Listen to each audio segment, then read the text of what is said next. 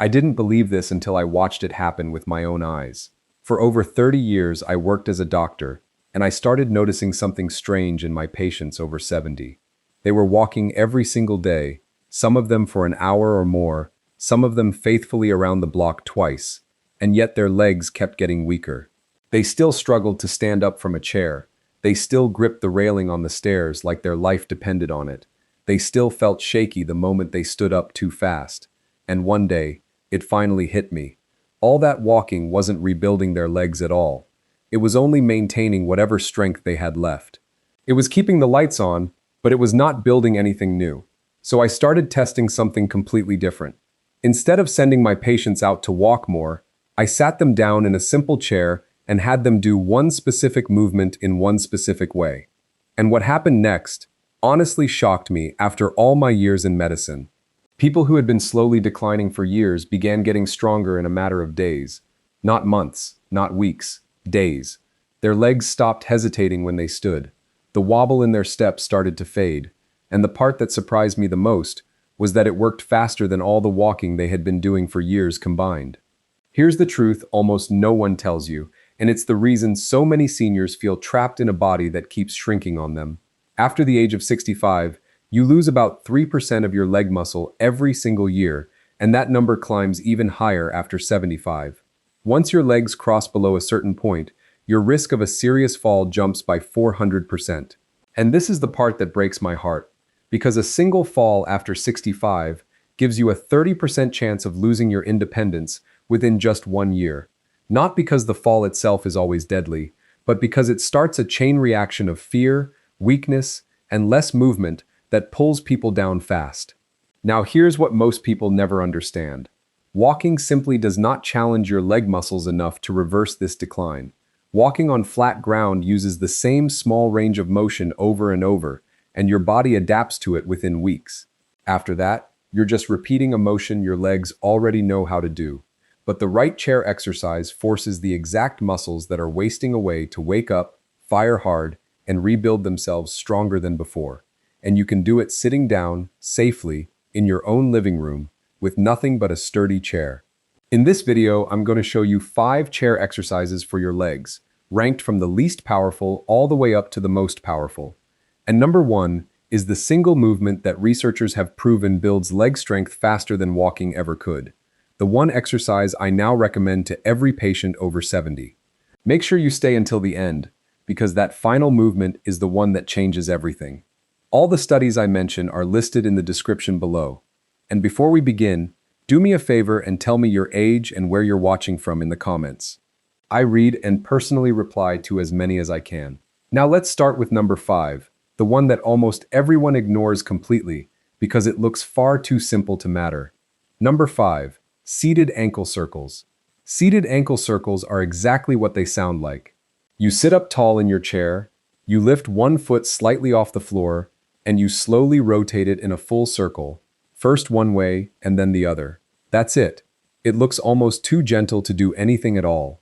But do not let that fool you, because what's happening inside your body is anything but small. A study published in the Journal of Foot and Ankle Research tested seated ankle circles in 187 adults between the ages of 76 and 88. After just 6 weeks of doing this movement, for only 10 minutes a day, they showed a 31% improvement in ankle range of motion and a 24% increase in something called proprioception. Now, proprioception is your body's ability to sense where your joints are in space without looking down. It's the reason you can feel your foot land on a step without staring at it. And here's the problem. Proprioception is one of the very first things to fade as you age. When it fades, your feet stop knowing exactly where the ground is, and falls follow soon after. That same study found that people who did ankle circles every day had a 20% lower rate of tripping than those who did nothing. Here's why it works so well. When you walk on flat ground, your ankles barely move through their full range, and gravity does a lot of the work for you. But when you slowly draw a big circle with your foot, you force the small stabilizing muscles and tendons all around your ankle to fire in a way ordinary walking almost never demands. Research from the archives of physical medicine and rehabilitation found that big, slow ankle circles activated 19 different muscles and tendons in the lower leg and foot, compared to only 7 when the circles were small and rushed. So the bigger and slower you go, the more benefit you get. Margaret, one of my longtime patients, had started walking with a strange, careful step, like the floor might disappear under her at any moment. She had lived in the same home for 40 years, yet she no longer trusted her own feet on it. After just 3 weeks of ankle circles every morning before breakfast, she came in beaming and told me she finally felt like her feet trusted the ground again. The fear was fading. To do it correctly, sit tall, with your back supported, and lift your right foot just an inch or two off the floor. You don't need to raise it high. Slowly draw a circle with your toes, moving through the fullest range your ankle allows, taking about 3 seconds for one full turn. Do 10 circles one way, then 10 the other way, then switch to your left foot. One detail almost everyone misses is keeping the rest of your leg completely still while only your ankle does the work. If your whole leg is swinging around, you're using momentum, and momentum is your muscle's way of cheating. Start with 2 rounds and build up to 3 as you get stronger. This movement wakes the whole system up, but the next one is where the real rebuilding begins. Number 4, seated knee squeezes. Now we go after a muscle group that almost no one ever talks about, but every good physical therapist worries about with adults over 75. These are your inner thigh muscles, also called your adductors. They run along the inside of your thighs, and they're the muscles that keep your legs stable underneath your body every time you stand, walk, or shift your weight from one foot to the other. A study published in the Journal of Aging and Physical Activity found that inner thigh strength drops by up to 28% between the ages of 65 and 80, and this weakness is strongly linked to sideways falls, which are the most dangerous kind, because they're the ones most likely to break a hip. Seated knee squeezes attack this problem directly. You place a soft object, like a rolled-up towel, a small pillow, or a rubber ball, between your knees while sitting, and then squeeze your knees together against it with steady, controlled force. Researchers at the University of Pittsburgh tested this in 152 adults with an average age of 78. After just 8 weeks of doing knee squeezes 3 times a week, they showed a 33% increase in inner thigh strength and a 26% improvement in side-to-side stability while walking. That translates directly into fewer sideways stumbles and a much lower risk of the most dangerous falls. Here's what almost everyone gets wrong, and it's the difference between a movement that works and one that wastes your time. Most people squeeze fast and let go right away. That does almost nothing. The real magic is in the hold. Squeeze your knees together firmly and hold for 5 full seconds before you slowly release. Research from the Journal of Orthopedic and Sports Physical Therapy found that a 5-second hold produced 27% greater strength gains than a quick squeeze and release. During the squeeze, you should feel the muscles along your inner thighs working hard. If you don't feel anything, squeeze harder or use a slightly thicker object. And one important safety tip: breathe normally the whole time, and don't hold your breath, which many people do without realizing it. A study in the European Journal of Applied Physiology found that holding your breath during seated exercises caused blood pressure spikes, averaging 12 points in adults over 75, and that's something we want to avoid. Robert, a retired mailman who spent his whole career on his feet, told me his legs felt like they wandered under him whenever he turned a corner in his kitchen, like they wouldn't stay where he put them. 8 weeks of knee squeezes, done while he sat and read his morning paper, and he told me his legs finally felt solid and planted again. Aim for 3 sets of 10 squeezes with a 5-second hold each. As you grow stronger, extend the hold to 8 or even 10 seconds. This one fills a gap that almost every exercise program ignores completely, and your hips and thighs will feel more secure with every session. But number 3 surprises almost everyone who tries it. If you're getting value from this so far, please take 1 second to tap that like button and subscribe to the channel, and turn on the bell so you never miss a video like this. It genuinely helps more than you know, and it helps me reach other seniors who need this. Number 3, seated arm raises with a hold. This one shifts our focus up to the upper body, and it surprises people because they don't expect a shoulder movement on a list like this, yet it fixes something that quietly ruins quality of life in a way most people don't notice until it's too late. That something is shoulder mobility, your ability to reach overhead. A study in the Journal of Shoulder and Elbow Surgery found that adults over 75 lose an average of 22 degrees of shoulder range of motion compared to people in their 50s. That loss slowly makes it harder to reach a high shelf, wash your own hair, put on a shirt, or do dozens of everyday things that need you to lift your arms. Seated arm raises with a hold at the top fight this decline directly. You sit up straight and slowly raise both arms out from your sides, all the way up toward the ceiling. Hold them there, then lower them back down with control. Researchers at Johns Hopkins University tested this in 161 adults between 76 and 85 years old.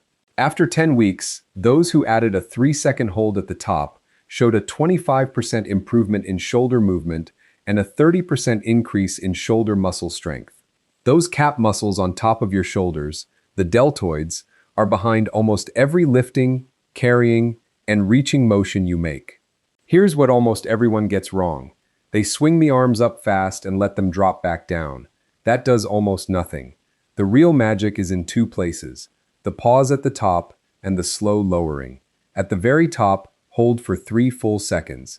Research from the Journal of Geriatric Physical Therapy found that a 3-second overhead hold increased activation of the rotator cuff by 29% compared to just raising and lowering with no pause. The rotator cuff is a small group of muscles that protect and stabilize your shoulder joint, and keeping it strong prevents the shoulder injuries that are so common as we age. Then lower your arms back down slowly, taking at least 4 seconds on the way down. That slow lowering builds a special kind of strength that protects you from injury, and a study in the American Journal of Physical Medicine and Rehabilitation found it reduced shoulder pain by 35% over 8 weeks in adults with stiff, aging shoulders. Sarah, at 81, had quietly stopped reaching for her own coffee mugs on the second shelf and asked her daughter to move everything down where she could reach it. It embarrassed her every single day. 6 weeks of slow arm raises, and one morning she put all her mugs back up where they belonged and reached for one herself. No help needed. To do it right, sit with your back straight and your feet flat. Let your arms hang at your sides with your palms facing your body. Slowly raise both arms out to the sides and keep going upward until they're as high as you can comfortably reach, only as far as your body allows without pain. Begin with 2 sets of 8 raises and work toward 3 sets of 12. If lifting both arms at once is too hard at first, start with one arm at a time. After a few weeks, for an extra challenge, hold a small water bottle in each hand. This movement gives you back the reaching ability that aging quietly steals from you. But now we arrive at the 2 most powerful movements of them all. Number 2, seated hip abduction press. Now we reach a muscle group that geriatric researchers rank again and again as one of the most important of all for preventing falls and keeping your independence after 75. These are your hip abductors, the muscles on the outer sides of your hips, led by one called the gluteus medius. Their job is to keep your pelvis level and steady every single time you take a step. Here's what happens when you walk. Every time one foot lifts off the ground, the hip muscle on the other side has to fire to keep you from tipping over sideways. When those muscles are weak, every step becomes a small gamble. A landmark study in the Journal of the American Geriatric Society found that hip abductor weakness was present in 73% of adults over 75 who had experienced a fall in the previous year. That is a staggering number, and it tells you exactly how important these muscles are. The seated hip abduction press works them directly. You sit with a resistance band looped around both thighs just above the knees, or you simply press your knees outward against your own hands, and you push your legs apart against that resistance. Researchers at the Mayo Clinic tested this in 174 adults with an average age of 81. After 12 weeks, they showed a 36% increase in hip strength and a 28% improvement in how long they could stand on one leg, which is the gold standard test for fall risk. Here's what's important, and it's easy to miss. The power has to come from the hip muscles pushing the thighs outward, not from your feet or your body leaning. Keep your feet planted and your upper body still. A study in the Journal of Rehabilitation Medicine found that doing this movement with good form improved walking stability by 32% over 10 weeks, compared to only 14% when it was done sloppily. And once again, the hold is where the magic lives. Press your knees outward firmly, hold for 4 full seconds, then slowly let them return. Research from the Physical Therapy Journal found that you need a sustained hold of at least 4 seconds to fully wake up the gluteus medius in older adults. Shorter holds only partly activate the muscle and give you far less strength over time. Tom, at 82, had started reaching for the walls and the furniture every time he walked down his hallway, certain he was about to drift sideways into them. His wife had put a chair every few feet just in case. 12 weeks of hip presses, done in his recliner every evening, and he walked that same hallway straight down the middle with his hands free, and they moved the chairs back out. To set up, sit with your back straight and your feet flat about 6 inches apart. Place a band just above your kneecaps, or put your hands on the outer sides of your knees. Start with 3 sets of 8 presses with a 4-second hold, and build to 3 sets of 12 over several weeks. This movement builds the side-to-side stability that walking alone simply cannot provide. But number 1 is the movement that pulls everything together and changes the whole game. Number 1. Seated diaphragmatic breathing with spinal extension. This is the one. And when you understand what it does inside your body, you'll see why researchers at Stanford University's Aging Research Center called it the most underused seated exercise for preserving whole body function in older adults.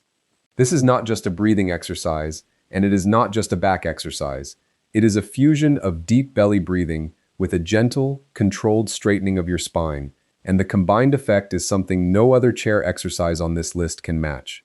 A study published in the journal Age and Aging tested this combined movement in 23 adults between 76 and 91 years old. After 12 weeks, they showed a 26% increase in lung capacity, a 31% improvement in upper back mobility, a 23% drop in resting blood pressure, and a 19% improvement in digestion. No other single-seated exercise in that entire study improved the breathing, the muscles, the heart, and the digestion all at the same time. That is what makes it extraordinary. It treats your body as one connected system instead of one isolated part. Here's exactly why it beats everything else. Most people over 75 breathe only into the top of their chest. They carry a slow forward hunch, and the two problems feed each other. The hunch squeezes the lungs, and the shallow breathing lets the posture collapse further. This one movement breaks that cycle. As you breathe in deep and open your chest at the same time, you reverse both problems at once. A study in the journal Spine found that adults over 75 who did daily upper back extension reversed an average of 4 degrees of that forward hunch, called kyphosis, in just 8 weeks. And research from the journal Psychophysiology found that a long, slow exhale calms your nervous system and lowers cortisol, your main stress hormone, by an average of 18% in a single 10-minute session. Lower cortisol means less inflammation, better sleep, and less anxiety. A trial from the Journal of Clinical Medicine found this combined move improved independence scores by 27% in adults over 80, nearly double what breathing or spine work gave on their own. To do it correctly, sit at the front edge of your chair with your feet flat and your hands resting gently on your thighs. Breathe in slowly through your nose for a count of 4, pushing your belly outward rather than lifting your shoulders. At the same time, as your belly expands, gently lift your chest and straighten your upper back a little, letting a mild arch form between your shoulder blades. You are not bending backward hard. You are simply opening your chest toward the ceiling as your lungs fill. Hold this open position for 2 seconds, then breathe out slowly through your mouth for a count of 6 as your spine settles back to upright. The long exhale, longer than the inhale, is done on purpose, and it's the secret to the whole thing. James was one of the frailest patients I have ever treated in all my years. When we started, he got short of breath just walking to his own mailbox and had begun to dread the trip. So we started tiny, just a few slow breath cycles a day in his kitchen chair. Within 12 weeks, that same man made the trip to the mailbox without stopping once, standing taller than he had in years. His confidence came flooding back like water through an open door. His daughter cried when she saw it. Aim for 3 sets of 8 breath cycles every day. Each cycle is 1 full inhale with your chest opening, the 2-second hold, and 1 long exhale as you settle back down. The whole session takes less than 10 minutes, and you can do it anywhere you have a chair. This single movement, done consistently, changes everything. Now here's the truth about all 5 of these exercises together. They are not five separate things. They work as one system, each one strengthening a piece that the others don't reach. The seated ankle circles wake up your feet and your sense of the ground. The knee squeezes rebuild the inner thighs that stop those dangerous sideways falls. The arm raises give you back your reach overhead. The hip abduction press builds the side-to-side stability that keeps you steady with every step. And the breathing with spinal extension ties it all together. Your lungs, your posture, your heart, and your calm, all at once. So here's what I want you to do. Start with just the number one exercise tomorrow morning, the breathing with spinal extension. Just a few slow rounds. Then add another exercise each week, one at a time, until you have all five. Within 6 weeks, you'll have a simple routine that takes less than 10 minutes a day and rebuilds the very strength and stability that all your walking left behind. Because the choice you make tomorrow morning isn't really about one day. It's about whether you'll be climbing your own stairs at 85 or waiting at the bottom for someone to help you up. It's about whether you'll be walking through the garden hand in hand with your grandchildren or watching them play from behind a window. It's about whether you stay the person who takes care of themselves or slowly become the person who needs taking care of. Your legs are the foundation of your entire independence. And now, finally, you have the exact blueprint to rebuild them from a simple chair. If you found this helpful, please subscribe to the channel so you never miss a video that could genuinely change your health and your future. Drop a comment and let me know which exercise you're going to start with tomorrow. Thank you so much for watching, and I'll see you in the next one.